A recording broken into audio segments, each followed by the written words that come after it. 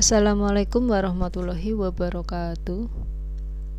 Selamat datang kembali di mata pelajaran farmakognosi dasar, dimana untuk pertemuan kali ini kita akan melanjutkan materi yang sebelumnya, yang dimana kita telah membahas tentang sejarah perkembangan farmakognosi dan kita bahas beberapa istilah ya tentang obat-obatan.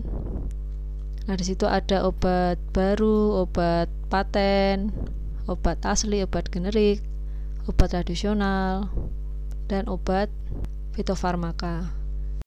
Nah, kita ketahui bahwa farmakognosi itu adalah ilmu yang mempelajari tentang obat, terutama tentang bahan alam. Nah, bahan alam itu apa saja sih? Nah, yang namanya bahan alam itu berupa tumbuhan, hewan, dan mineral, yang mana jika diidentifikasi dan ditentukan sistematikanya, maka akan diperoleh bahan alam yang berkhasiat obat. Nah, jika bahan alam yang berkhasiat obat itu nantinya dikoleksi, kemudian dikeringkan, diolah, kemudian diawetkan, serta disimpan, maka diperolehlah bahan siap pakai atau yang disebut dengan simplicia. Nah, simplicia ini dapat berupa rajangan atau serbuk. Nah, yang harus kalian ingat-ingat itu adalah kata simplicia. Nah, di sini kita nanti akan sering berbicara mengenai simplicia. Ya, nah, apa sih sebenarnya simplicia itu? Untuk mengetahui pengertian dari simplicia, nah, di sini disediakan beberapa definisi dalam ilmu farmakognosi. Ini harus kalian pahami ya. Yang pertama itu ada simplicia. Nah, simplicia itu adalah bahan alamiah yang digunakan sebagai obat yang belum mengalami pengolahan apapun. Nah, kecuali dinyatakan lain, itu berupa bahan yang telah dikeringkan. Jadi, yang namanya simplicia itu adalah bahan alamiah, baik dari bahan tumbuhan, hewan maupun mineral, yang belum mengalami pengolahan apapun ya. Nah, dan dalam bentuk yang sudah dikeringkan, itu kecuali dinyatakan lain. Kalau ada pernyataan lain dalam bentuk segar, nah itu lain lagi. Ini contohnya ada Zingiberus rhizoma, Abrifructus, dan lain sebagainya. Yang kedua ada yang namanya simplicia nabati, yaitu berupa tanaman utuh atau bagian tanamannya saja, atau eksudat dari tanaman. Contohnya rhizoma, herba, damar, dan lain sebagainya. Nah, eksudat itu apa sih di sini ya? Eksudat itu adalah isi sel yang secara spontan keluar dari tanaman, atau isi sel dengan cara tertentu dikeluarkan dari selnya. Contohnya ini ada opium, papainum, dan lain sebagainya. Sedangkan simplicia hewani, ya namanya hewani ya tentunya ya simplicia yang berupa hewan utuh atau bagian hewan ataupun zat-zat yang berguna yang dihasilkan oleh hewan yang belum mengalami campuran apapun dari zat-zat kimia. Contohnya ada Adepts lanae, Meldepuratum. Kemudian ada yang disebut dengan simplicia mineral atau pelikan. Ini berasal dari mineral atau pelikan, belum diolah atau diolah dengan cara yang sederhana dan belum berupa zat kimia murni. Contohnya ada Vaseline album dan Paraffinium solidum. Nah, kemudian di sini ada yang disebut dengan yang namanya alkaloid. Alkaloid ini adalah semacam zat yang terkandung di dalam suatu tanaman. Nah, pengertian alkaloid sendiri itu suatu basa organik yang mengandung unsur nitrogen. Ya, ini umumnya ada di dalam tanaman. Dia memiliki efek fisiologis yang kuat, keras terhadap manusia. Contohnya ada kodein, papaverin, atropin. Ini sifatnya sukar larut dalam air. Dengan suatu asam akan membentuk garam alkaloid yang lebih mudah larut dalam air. Kemudian ada yang namanya glikosida. Ini juga zat yang terdapat di dalam tanaman. Ya, glikosida itu suatu zat yang oleh enzim tertentu akan terurai menjadi satu macam gula serta satu atau lebih zat bukan gula.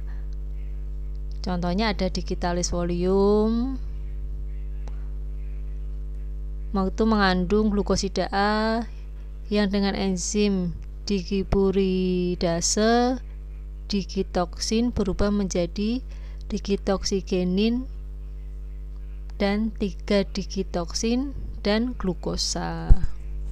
Kemudian ada yang namanya enzim. Enzim di sini adalah suatu biokatalisator yang merupakan senyawa atau zat yang berfungsi mempercepat reaksi biokimia atau metabolisme dalam tubuh organisme. Nah, enzim ini sering mempunyai nama dengan akhiran ase, seperti contohnya ada amilase, penisilinase, dan lain sebagainya. Daya kerja dibatasi oleh suhu, yaitu 0 derajat Celcius, itu dia tidak aktif enzimnya. Sedangkan kalau di atas 60 derajat Celcius dia akan rusak. Untuk contoh simplicianya yaitu karika pepaya itu mengandung enzim papain. Kemudian ada yang namanya vitamin. Jadi di dalam tanaman itu juga mengandung vitamin. Vitamin adalah suatu zat yang dalam jumlah sedikit sekali diperlukan oleh tubuh manusia, di mana fungsinya itu untuk membentuk metabolisme tubuh. Nah, jadi tubuh manusia sendiri itu tidak dapat memproduksi vitamin. Contohnya ada Oleum iecoris, itu mengandung vitamin A dan vitamin B. Kemudian ada yang namanya hormon. Hormon itu adalah suatu zat yang dikeluarkan oleh kelenjar endokrin yang mempengaruhi faal tubuh dan mempengaruhi besar bentuk tubuh. Contohnya adalah hormon tiroidum.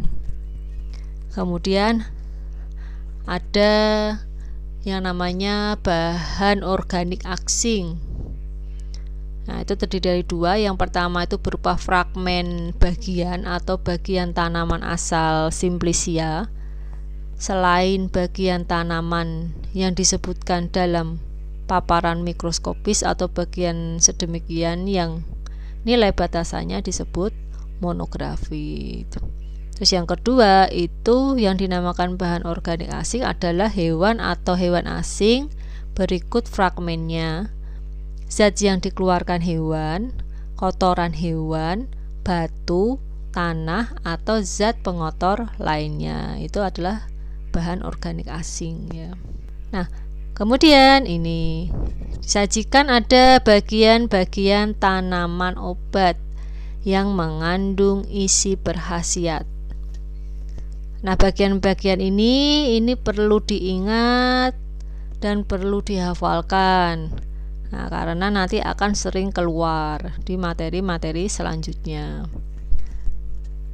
Nah, bagian yang pertama itu ada yang namanya kormus, tubuh tanaman.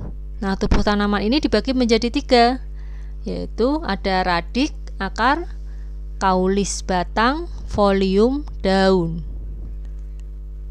Nah, selain tubuh tanaman, ada yang namanya kuncup atau gema, kemudian flos, bunga, fruktus, buah, semen biji, tubera umbi, rizoma akar tinggal, bulbus umbi lapis, kortek itu kulit bagian batang, kulit batang atau kulit buah, atau kulit buah yang dapat dikelupas itu namanya kortek.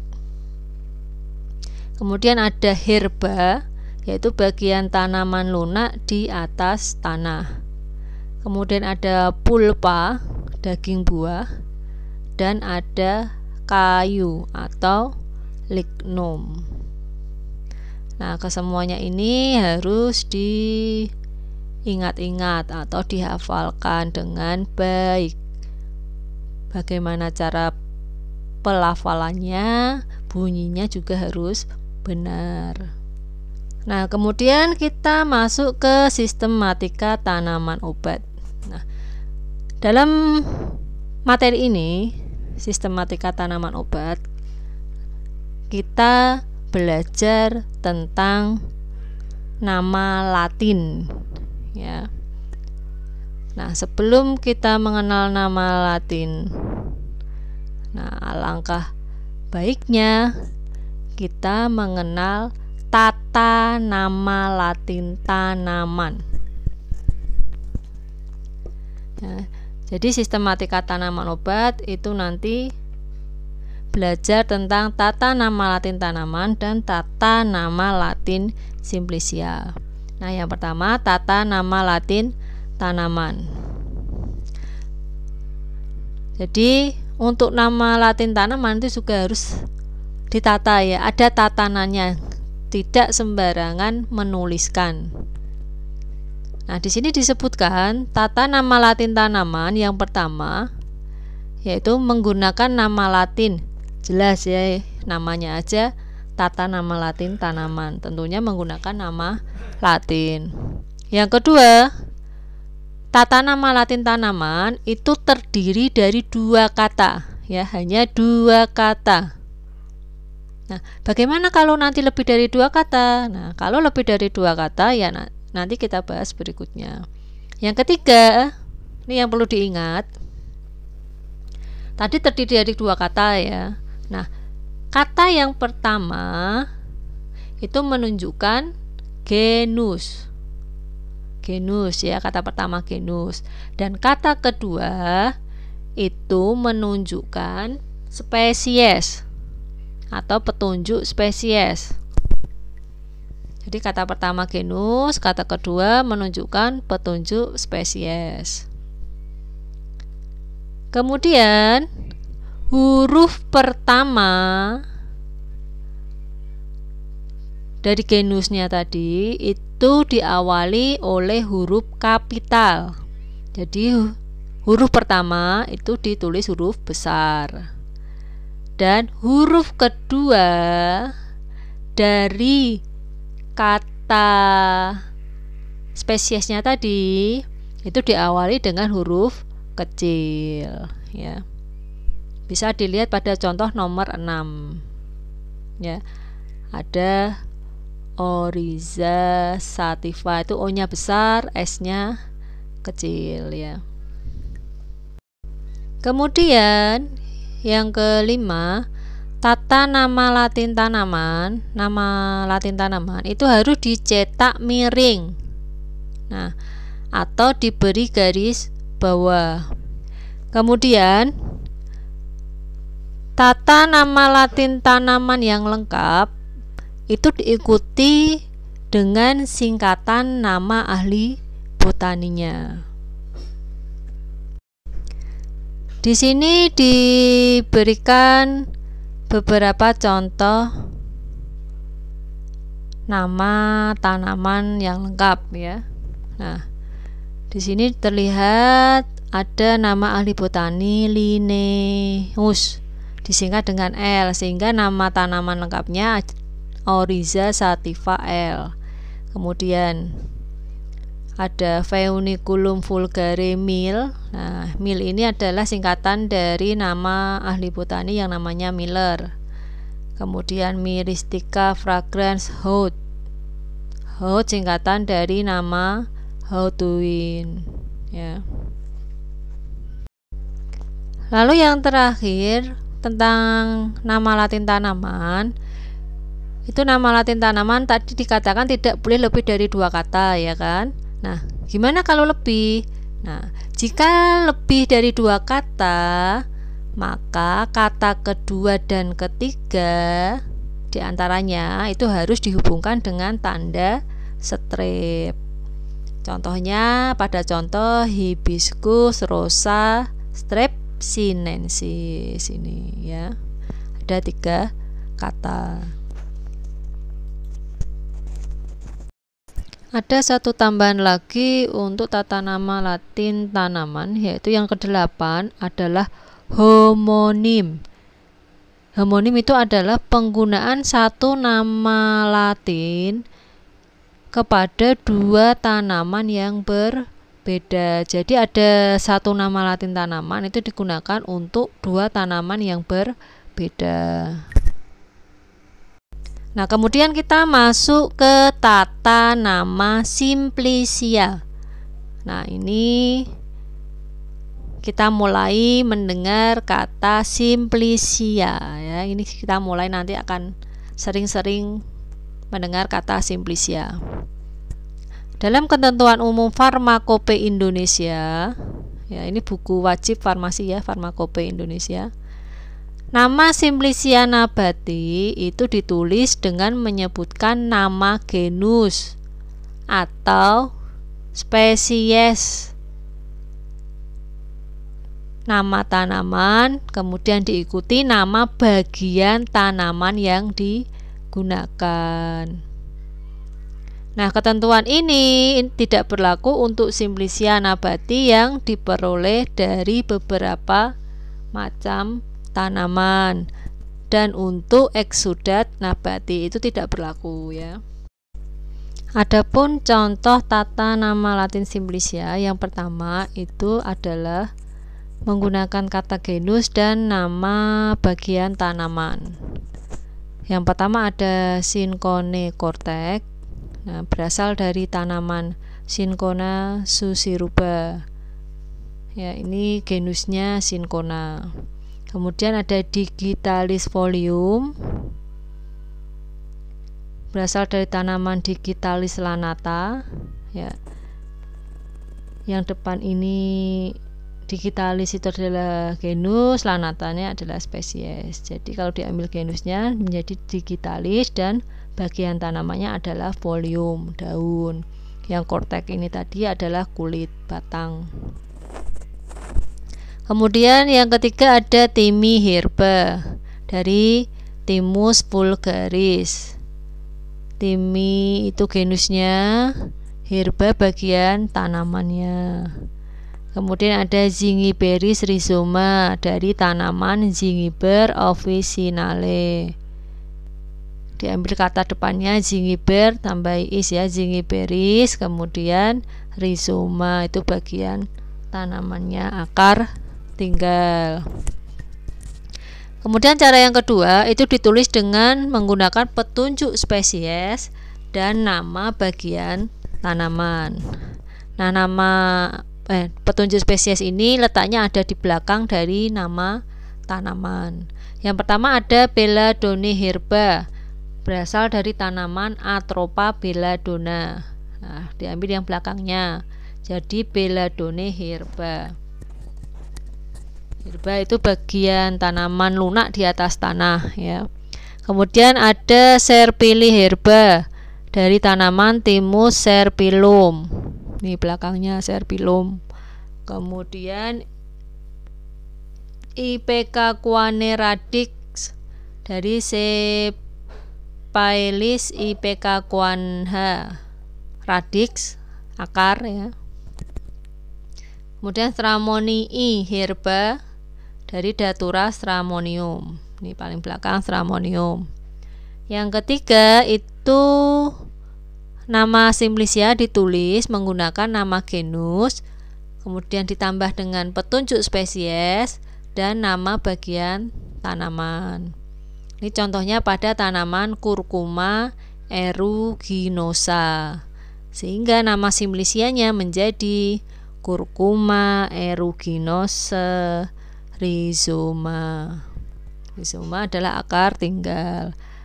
Contoh yang kedua ada Capsicum frutescentis. Kemudian nama simplicianya berubah menjadi Capsici frutescentis fructus. Fructus ini bagian buah ya. Nah, ada beberapa nama simplicia yang tidak mengikuti tata nama. Contohnya ada tanaman Alpinia officinarum.